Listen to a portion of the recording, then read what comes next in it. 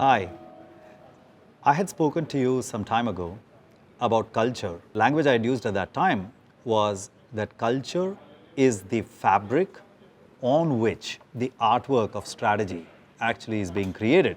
In other words, if strategy is what we want to execute, culture is the underlying framework on which that execution happens. It is the least visible part of your strategy. So when you look at a piece of art, what you see is the paint that's in front of you, the various colors that are in front of you, the shapes that are in front of you. What you do not see is the canvas.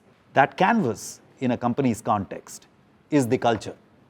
The artwork that you see, the shapes and colors that you see, those are the products, the strategies, the people, the pricing, the processes, the technology. That's stuff you can see, but culture is that underlying thing that you're not able to see.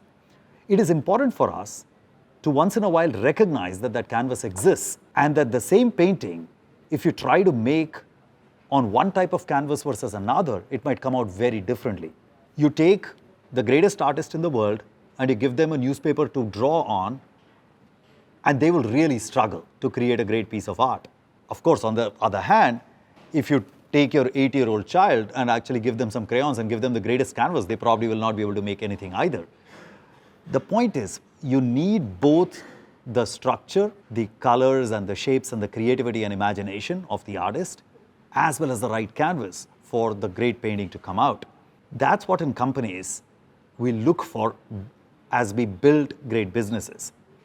We want to get the strategy right, we want to get the execution perfectly, but we want to be clear about the how we are going to go about doing our business. What is it that we are going to accept and what is it that we are not going to accept in this company? The same results can be achieved in 5 different ways, but there is one way which is our way. And that is what culture tries to define, and that is what our cultural tenets, the behavioral tenets that we have talked about, try to define.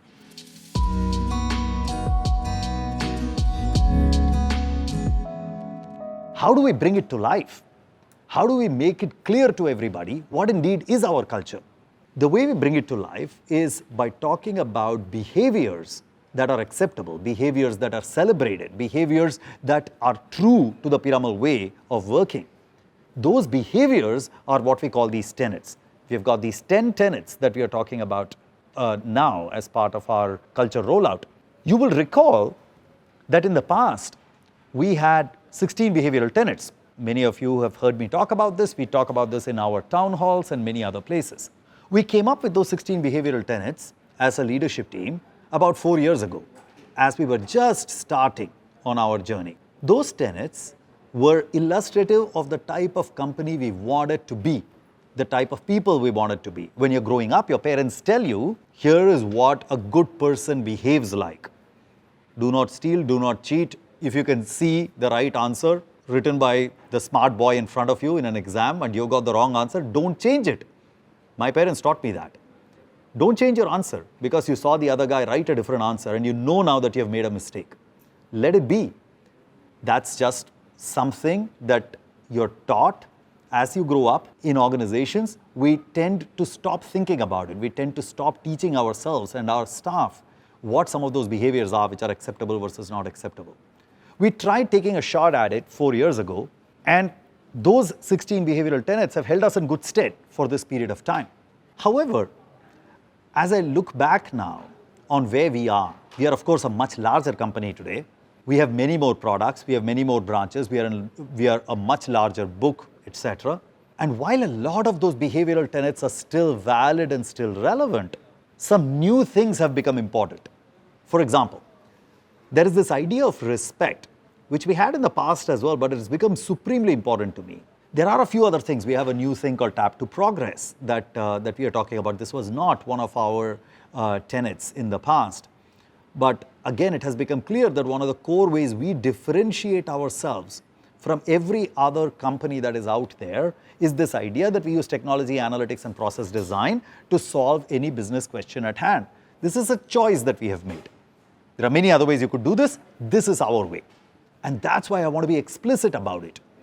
The thing about behavioral tenets is that if you do not talk about it, People are not really clear what is acceptable and what is not acceptable behavior. People are also not clear what is our way versus not our way. These are some of the new things that we have brought in, which didn't exist in this particular form in our previous 16 behavioral tenets. There are some things which have continued, which we started off thinking as really important elements of how we wanted to operate and continue to remain very, very precious to us. The idea of conservatism, for example, the idea that we want to be conservative. We are a lending company. In everything we do, we want to be conservative. It has always been core to us. This idea that credit and sales and operations and everybody works together, valuations, technical, legal, FCU, everybody works together as we try to serve customers has always been dear to us. It will continue to be dear to us. So we have retained some things which have stood the test of time, which we believe continue to demonstrate the best of what it means to be at Piramal.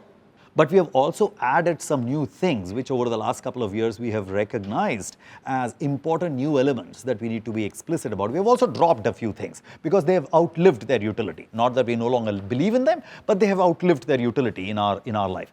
So that has resulted in this 10-point framework.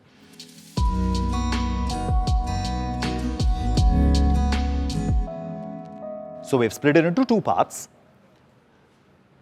There are 5 behavioral tenets that we have put under the heading of how we work. And there are 5 we have put under the heading of how we behave with each other.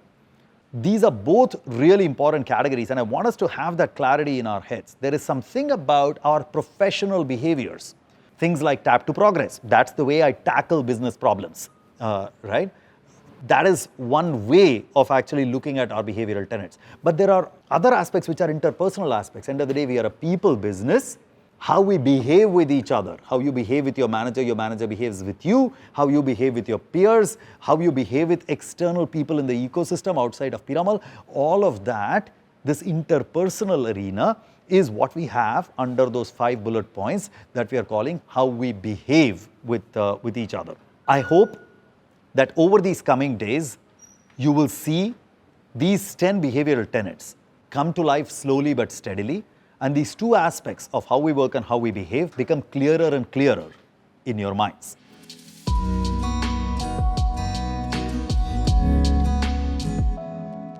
We are all busy people.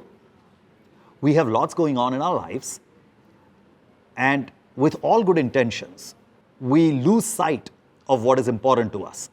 Many of you know I like to run and I like to stay active. I try to run 3 days, 4 days a week. But sometimes I'm going through a bad patch at work, things are really busy. I might just find no time to go at all. In the last 10 days, I've gone to run twice. So I've been really behind. It is easy to lose sight of what you truly believe to be important to you. And while your belief has not become any lesser, your behaviors might stop indicating those same beliefs or stop aligning with those same beliefs.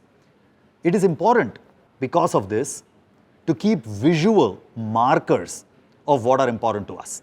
There's a very simple trick that I use if I want to remind myself that I need to go to run. Let us say in the morning I'm leaving office and I want to remind myself, today by the way is one of those days, I want to remind myself that when I get back home I want to go for a run.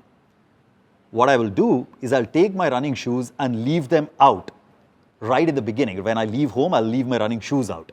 So when I go back home now, I'll look at those shoes and I'll be reminded that, oh shoot, I'm supposed to run. I'm supposed to get out here. Visual markers are important. They change behaviors. What we have attempted to do this time is to create a visual marker for you all to remember what are those behavioral tenets that are core to us, that are core to being at Piramal Finance and our way of working. That visual marker is a pinwheel. You will see very soon, if you don't see it already, a pinwheel at or near your desk. It will have those 10 behaviors clearly laid out, and you can play with it. You can see what each of those are at any time. Every once in a while, we will spin the pinwheel together. It'll land on something, and we will talk about it. We will talk about that particular behavior, and you could talk about it in your branches, in your zones, in your clusters. You could talk about a particular behavioral element that turns up on the pinwheel today as you spin it around. And hopefully you'll come up with your own stories of where that is truly being demonstrated by us as a company and where we are living short on some of that stuff.